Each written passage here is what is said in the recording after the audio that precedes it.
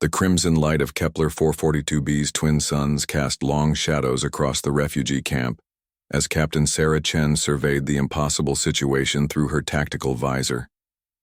Behind her, the remaining members of Blackwater Company, 12 humans, against an entire Zephyrian invasion fleet, checked their weapons one final time. "Remind me again why we took this job," Sergeant Martinez muttered, slapping a fresh power cell into his plasma rifle. Chen allowed herself a grim smile. Because the Galactic Senate's peacekeeping forces were too busy debating refugee relocation protocols, while 10,000 Altarian civilians were about to become Zephyrian slave labor.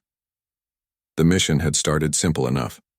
The Altarian, government desperate and nearly bankrupt, had hired Blackwater Company through back channels. Human mercenaries being technically illegal, but conveniently overlooked when the Senate's own forces proved inadequate. What should have been a straightforward evacuation had turned into a nightmare when the Zephyrian war fleet arrived 3 days early. Now, with the evacuation ship still 6 hours out and Zephyrian dropships descending like metallic rain, Chen's small unit was all that stood between 10,000 innocents and a fate worse than death. "Contact!" Private Kim's voice cracked over the comm. "Zephyrian shock troops 2 clicks north and closing fast." Through her enhanced optics, Chen watched the alien warriors advance.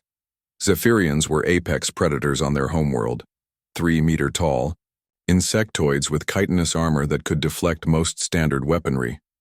Their doctrine was simple: overwhelm, capture, and enslave.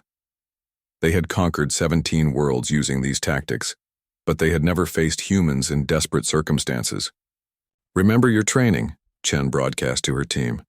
"Zephyrians rely on fear and overwhelming force. They've never encountered prey that fights back with genuine ferocity." The first wave hit like a tsunami of claws and plasma fire. Chen watched her motion trackers as dozens of red dots converged on their position. Standard galactic military. Doctrine would have called for immediate retreat, preserve forces, minimize casualties, accept acceptable losses. Humans, Chen reflected as she triggered her rifle's overcharge mode, had never been particularly good at accepting acceptable losses. The battle was chaos incarnate.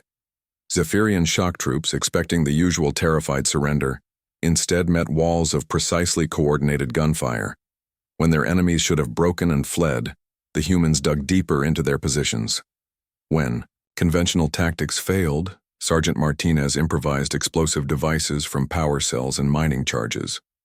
When ammunition ran low, Corporal Anderson began targeting the vulnerable joints in Zephyrian armor with surgical precision.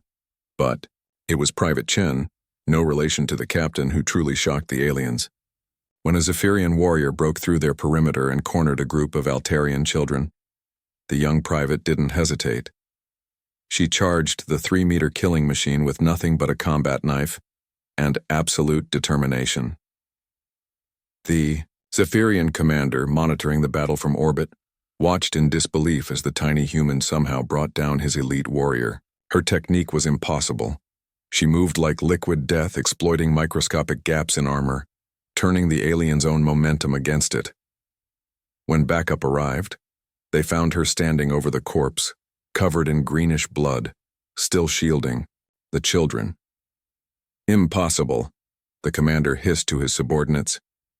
"Humans are weak. The Senate files confirm this. They are soft, divided, peaceful creatures unsuited for warfare." His second-in-command gestured to the tactical display. "Commander, we have lost 47 warriors to 12 humans. Our psychological warfare protocols are completely ineffective. They do not respond to pain or fear as other species do." The battle raged for 4 hours. Chen's forces, outnumbered 50-1, held their ground through pure stubborn refusal to yield. They turned abandoned buildings into death traps. They used the camp's industrial equipment as improvised weapons. When Corporal Lee's position was overrun, he activated a mining laser and carved through 6 Zephyrians before they finally brought him down. But perhaps most terrifying to the aliens was the humans' absolute refusal to abandon their charges. When retreat would have saved their lives, they stayed.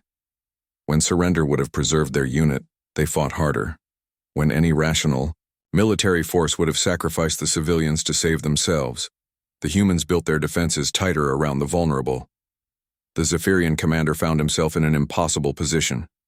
His forces were being systematically destroyed by creatures that, according to all galactic intelligence, should have been easy prey. Worse, their enemy seemed to grow more dangerous as losses mounted, as if human ferocity increased proportionally to desperation. When the evacuation ships finally arrived, they found something unprecedented in galactic military history. 12. Human soldiers, now down to 8, had not only held off an entire Zephyrian invasion force but had actually forced them to retreat. The aliens, used to easy conquest, had fled rather than face complete annihilation against an enemy that simply refused to accept defeat. The video footage spread across the galaxy within hours. Species after species watched in amazement as humans demonstrated something the galactic community had forgotten existed: absolute tactical tenacity combined with unwavering moral resolve. The Altarian refugees were safely evacuated. All 10,000 survived. Within a month, the Galactic Senate passed Resolution 4471 Omega, formally outlawing human military contractors. The official reason was destabilizing influence on established military doctrine.